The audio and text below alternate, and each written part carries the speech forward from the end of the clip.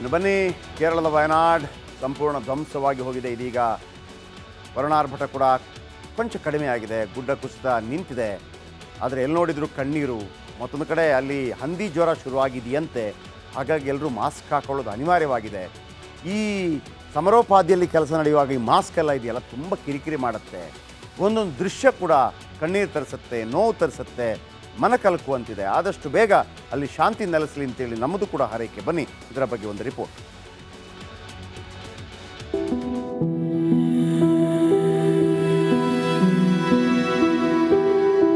ತುಂಬಾ ದೊಡ್ಡ ಮರ ಬಂಡೆಗಳು, ಹೊಳೆ ಇದೆ ಅಲ್ವಾ, ಹೊಳೆಯಲ್ಲಿ ತುಂಬ ಹೋಗ್ಬಿಡ್ತೇನೆ.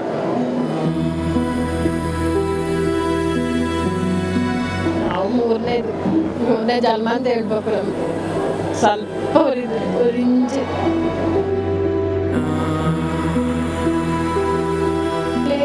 5 ಜನ 6 ಜನ ಹೋಗ್ಬಿಟ್ರು ನಮ್ಮ ಜೊತೆಲಿದ್ದು. 6 ಜನ ಹೋಗ್ಬಿಟ್ರು ನಮ್ಮ ಜೊತೆಲಿದ್ದು.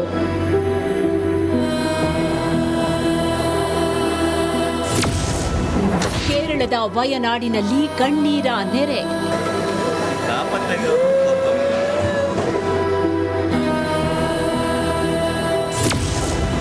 ಭೂಮಿ ಅಗ್ಗಲೆಲ್ಲ ಸಿಗ್ತಾ ಇವೆ ಶವಗಳು.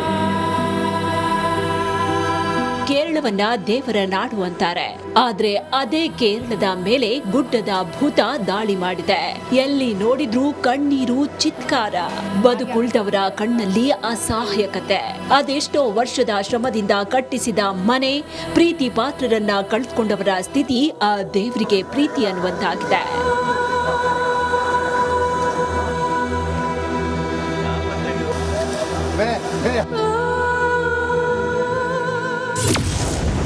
ಕೆಸರಲ್ಲಿ ಸಿಲುಕಿದ್ದ ವ್ಯಕ್ತಿಯ ರಕ್ಷಣೆ.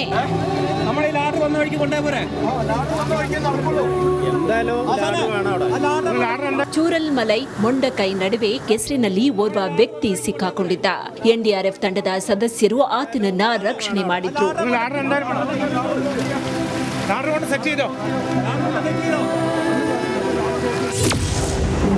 ಚೂರಲ್ಮಲೈನಲ್ಲಿ ಉಳಿದಿರೋದು 10 ಮನೆ. ಭೂಕುಸಿತದ ಹೊಡೆತ ಹೆಂಗಿತ್ತು ಅಂದ್ರೆ ಚೂರಲ್ಮಲೈ ಸರ್ವನಾಶ ಹೋಗಿದೆ. ಗ್ರಾಮದಲ್ಲಿ ಈಗ ಉಳಿದಿರೋದು ಕೇವಲ 10 ಮನೆಗಳು ಮಾತ್ರ. ವಿಗೇನಲ್ಲಿ ಆ ಬದಿಯಲ್ಲಿರುವಂತಹ ಮನೆಗಳ ದೃಶ್ಯವನ್ನು ನೋಡ್ತಾ ಇದ್ದೀವಿ. ಎಲ್ಲವೂ ಕೂಡ ಅರ್ಧಕ್ಕೆ ಅರ್ಧ ಕೊಲಾಪ್ಸ್ ಆಗಿದೆ. ಅಲ್ಲಿ ಒಂದು 3-4 ಜನ ಅಲ್ಲಿ ರೆಸ್ಕ್ಯೂ ಟೀಮ್ ಅವರು ಅಲ್ಲಿ ವರ್ಕ್ ಅನ್ನ ಮಾಡ್ತಾ ಇದ್ದಂತ ಗಮನಿಸಬಹುದು ದೃಶ್ಯಾವಳಿಯನ್ನ. ಅಲ್ಲಿ ಒಂದು ಮನೆ ಇತ್ತು, ಆ ಮನೆಯು ಕೂಡ ಕೊಚ್ಕೊಂಡೋಗಿದೆ. ಕೇವಲ ಒಂದು ಮನೆಯಲ್ಲ, ಆ ಸಾಲಲ್ಲಿದ್ದಂತಹ ಅಷ್ಟೂ ಮನೆಗಳು ಕೂಡ ಈಗ ಕೊಚ್ಚಿಕೊಂಡು ಹೋಗಿದೆ. ಕಂಡಲ್ಲಿ ಸಿಗ್ತಾ ಇವೆ ಶವಗಳು.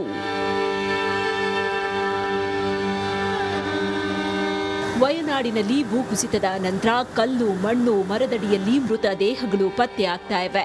ಪತ್ತೆಯಾದ ದೇಹವನ್ನ ಆಸ್ಪತ್ರೆಗೆ ರವಾನಿಸಿ ಸಂಬಂಧಿಕರಿಗೆ ಹಸ್ತಾಂತರ ಮಾಡಲಾಗ್ತಾ ಇದೆ.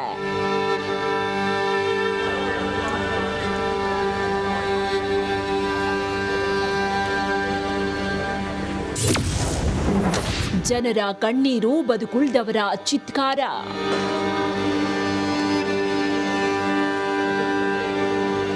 ಕೆಲವೇ ದಿನಗಳ ಹಿಂದೆ ತಮ್ಮ ಜೊತೆ ಇದ್ದವರು ಈಗ ಇಲ್ಲ ಅನ್ನೋದನ್ನೇ ನಂಬೋದಕ್ಕಾಗ್ತಾ ಇಲ್ಲ. ವಯನಾಡಿನಲ್ಲಿ ತಮ್ಮವರನ್ನ ನೆನೆದು ಕಣ್ಣೀರು ಇಡ್ತಾ ಪರಸ್ಪರ ಸಂತೈಸಿಕೊಳ್ತಾ ಇದ್ದಾರೆ.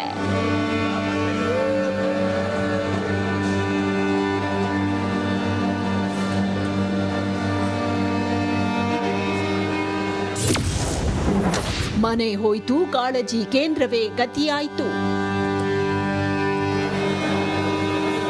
ಕಾಳಜಿ ಕೇಂದ್ರದಲ್ಲಿ 100 ಜನ ಆಶ್ರಯ ಪಡೆದಿದ್ದಾರೆ. ಅವರಿಗೆ ನಿತ್ಯ ಟಿಫನ್, ಬಾಳೆಹಣ್ಣು, ಬಿಸ್ಕೆಟ್ ನೀಡಲಾಗ್ತಾ ಇದೆ. 3 ಒಲೆ ಒಂದಾಗಿ ಸೇರ್ಕೊಂಡ್ಬಿಡ್ತು. ಮುಂಡಕಾಯಿ ಒಲೆ ಇದು, ನಾವು ಚೂರಮಲ ಬೇರೆ ಒಂದು ಸಲ 3 ಒಂದೇ ಥರ ಜಾಯಿಂಟ್.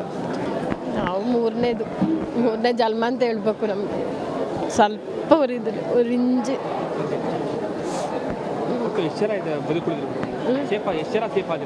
ನಾವು ಅದರಲ್ಲಿ 5 ಜನ 6 ಜನ ಹೋಗ್ಬಿಟ್ರು ನಮ್ಮ ಜೊತೆಲಿದ್ದವರು. ಚೂರಲ್ ಮಲೈನಲ್ಲಿ ನೆರೆಯಿಂದ ಸೇತುವೆ ಕೊಚ್ಚಿ ಹೋಗಿತ್ತು. ಹೀಗಾಗಿ ರಕ್ಷಣಾ ಕಾರ್ಯಾಚರಣೆಗೆ ಹಿನ್ನಡೆಯಾಗ್ತಾ ಇತ್ತು. ಇದಕ್ಕೆ ಸೇನೆ ಕೇವಲ 24 ಗಂಟೆಯಲ್ಲಿ ಹೊಸ ಸೇತುವೆ ನಿರ್ಮಿಸಿ ರಕ್ಷಣಾ ಕಾರ್ಯಾಚರಣೆಯನ್ನ ಮುಂದುವರೆಸಿದೆ. ನಾಗೇಂದ್ರ ಬಾಬು ಜೊತೆ ರಂಜಿತ್, ವಿನೋದ್, ರಿಪಬ್ಲಿಕ್ ಕನ್ನಡ, ವೈನಾಡು. ಈಗ ಇಬ್ಬರು ಸೋತರು, ಇಬ್ಬರು ಗೆದ್ರು. ಇಲ್ಲಿ ಸೀನಲ್ಲಿ ಫೋಟೋ ಇಲ್ಲದೆ ಫೋಟೋ ಬಂದು ಹೋಗಿದ್ದು ಪ್ರೀತಮ್ ಗೌಡ್ರು ಪಾಪ. ಹೇಗೆ ಅಂತ ಕೇಳ್ತೀನಿ ನೋಡಿ. ಬಿಜೆಪಿಗೆ ಮತ್ತು JDSಗೆ ಕುಮಾರಸ್ವಾಮಿ ಬೇಡಿಕೆ ಏನು, ಡಿಮಾಂಡ್ ಏನು ಅಂತಂದರೆ JDS ಜೊತೆಗಿನ ಮೈತ್ರಿ ಬಿಜೆಪಿಗೆ ಬೇಕೇ ಬೇಕು. ಲಾಭ ಆಗಿದೆ. ರಾಜ್ಯದಲ್ಲಿ ಸರ್ಕಾರ ರಚನೆ ಮಾಡೋದಕ್ಕೆ JDS ಅನಿವಾರ್ಯ. ಮುಂದಿನ ದಿನಮಾನಗಳಲ್ಲಿ ಕೂಡ ರಾಜ್ಯದ ಬಹುತೇಕ ಎಲ್ಲ ಕಡೆ BJP ಪ್ರಾಬಲ್ಯ ಇದೆ. ಆದರೆ BJP ಪ್ರಾಬಲ್ಯ ಇರೋ ಕಡೆಗಳಲ್ಲಿ ಕಳೆದ ಬಾರಿಯ ಲೋಕಸಭಾ ಚುನಾವಣೆಯಲ್ಲೂ ಕೂಡ ಲಾಭ ಆಗಿಲ್ಲ. ಆದರೆ ಹಳೆ ಮೈಸೂರಲ್ಲಿ ಮಾತ್ರವೇ BJP ದೌರ್ಬಲ್ಯ, ಅಲ್ಲಿ JDS ಶಕ್ತಿಯುತವಾಗಿದೆ ಅಲ್ವಾ. ಈಗ ಯಾವುದು ಕಲ್ಯಾಣ ಕರ್ನಾಟಕದ 5ಕ್ಕೆ 5 BJP ಭಾಗವನ್ನು ಕಾಂಗ್ರೆಸ್ ಗೆದ್ಕೊಂಡ್ಬಿಡ್ತು. ಎಲ್ಲಿ ಮರ್ಯಾದೆ ಉಳಿದಿದ್ದು BJPಗೆ JDS ಭಾಗ ಇರುವಂಥ ಮಂಡ್ಯ, ಮೈಸೂರು, ತುಮಕೂರು ಈ ಭಾಗದಲ್ಲಿ. ಈಗ ಪಾದಯಾತ್ರೆ ಹೋಗ್ತಿರೋದು ಎಲ್ಲಿ? BJP ಕಡಿಮೆ ಪವರ್ ಇರುವ ಜಾಗದಲ್ಲಿ. ಅದೇ ಹಳೆ ಮೈಸೂರಲ್ಲಿ ಸಾಗಲಿದೆ ಪಾದಯಾತ್ರೆ. ಆದ್ದರಿಂದ ಕುಮಾರಸ್ವಾಮಿ ಮಾತು ಕೇಳಲೇಬೇಕು. ಅವ್ರು ಹೇಳಿದರು ಬೆಂಗಳೂರಿನ ಮೈಸೂರು ನಮ್ಮ ಪ್ರಾಬಲ್ಯ ಇರೋ ಜಾಗ. ಇಂದಿನ ಸಭೆಯಲ್ಲಿ ಕುಮಾರಸ್ವಾಮಿ ಮಾತುಕತೆ ವೇಳೆ ಇಟ್ಟಿದ್ದು ಒಂದೇ ಒಂದು ಬೇಡಿಕೆ. ಏನದು ಬೇಡಿಕೆ? ವಿಜೇಂದ್ರ ಆಪ್ತನಿಗೆ ಶಾಕ್ ಕೊಟ್ಟರು ಕುಮಾರಸ್ವಾಮಿ. ಯಾರು ವಿಜೇಂದ್ರ ಆಪ್ತ? ನಾನು ಪಾದಯಾತ್ರೆಗೆ ಬರ್ತೀನಿ, ಆದರೆ ಅವರು ಬರಬಾರ್ದು. ಯಾರವರು? ಪ್ರೀತಮ್ ಗೌಡ ಪಾದಯಾತ್ರೆಯಲ್ಲಿ ಭಾಗವಹಿಸುವಂತಿಲ್ಲ.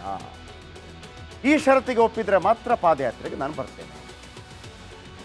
ಕುಮಾರಸ್ವಾಮಿ ಬೇಡಿಕೆ ಕಂಡು ವಿಜೇಂದ್ರ ಒಮ್ಮೆ ಕಕ್ಕಾಬಿಕ್ಕಿ ಆಗ್ತಾರೆ. ಶಾಕ್ ಆಗೋದಿಲ್ಲ, ಕಕ್ಕಾಬಿಕ್ಕಿ ಆಗ್ತಾರೆ. ಇಲ್ಲಿ HDK ಬೇಕು, ಆ ಕಡೆ ಪ್ರೀತಮ್ ಗೌಡರನ್ನು ಬಿಡುವಂತಿಲ್ಲ. ಬಳಿಕ JP ನಡ್ಡಾ ಜೊತೆ HDK ಒಂದು ಮೀಟಿಂಗ್ ಆಗುತ್ತೆ. ಕುಮಾರಸ್ವಾಮಿ ಅವರೆಲ್ಲ ಬೇಡಿಕೆಗೆ JP ನಡ್ಡಾ ಒಪ್ಪಿಗೆಯನ್ನು ಸೂಚಿಸ್ತಾರೆ. ಈಗ ಏನಾಯಿತು? ಕುಮಾರಸ್ವಾಮಿ ಹಠ ಏನು? ಪ್ರೀತಮ್ ಗೌಡ ಇದ್ದರೆ ನಾನು ಬರಲ್ಲ. ಈಗ ಪ್ರೀತಮ್ ಗೌಡ ಔಟ್, ಕುಮಾರಸ್ವಾಮಿ ಇನ್. ವಿಜೇಂದ್ರ ಸೋತ್ ಹೆಂಗೆದ್ರು? BJP ಒಳಗಡೆ ವಿಜೇಂದ್ರ ಈ ಪಾದಯಾತ್ರೆ ನೇತೃತ್ವ ವಹಿಸಬಾರ್ದು ಅಂತೇಳಿ BJP ಒಳಗಡೆ ಇದೆ. ಕುಮಾರಸ್ವಾಮಿ ಈ ರೀತಿ ಮಾತಾಡಿದಾಗ ಭಾಳ ಖುಷಿಯಾಗಿತ್ತು ಇವ್ರಿಗೆ, ಲಾಭ ಬಿದ್ದೋಯ್ತು ಅಂತೇಳಿ. ಯಾರು? ಯತ್ನಾಳು, ರಮೇಶ್ ಜಾರಕಿಹೊಳಿ ಡ್ಯಾಶ್. ಈಗ HD ಕುಮಾರಸ್ವಾಮಿ ಅವರನ್ನ ಮನವೊಲಿಸಿ ಪಾದಯಾತ್ರೆ ಅಂತೂ ಆಗುತ್ತೆ, ಅದಕ್ಕೆ ಚಾಲನೆಯನ್ನು ಕುಮಾರಸ್ವಾಮಿ ಅವರೇ ಕೊಡ್ತಾರಂತೆ. ಹಾಗಾಗಿ ಕುಮಾರಸ್ವಾಮಿ ಅವರು ಸೋತರು, ಗೆದ್ದರು. ವಿಜೇಂದ್ರ ಸೋತರು, ಗೆದ್ದರು. ಗೆದ್ದವರಿಬ್ಬರು. ಓಕೆ.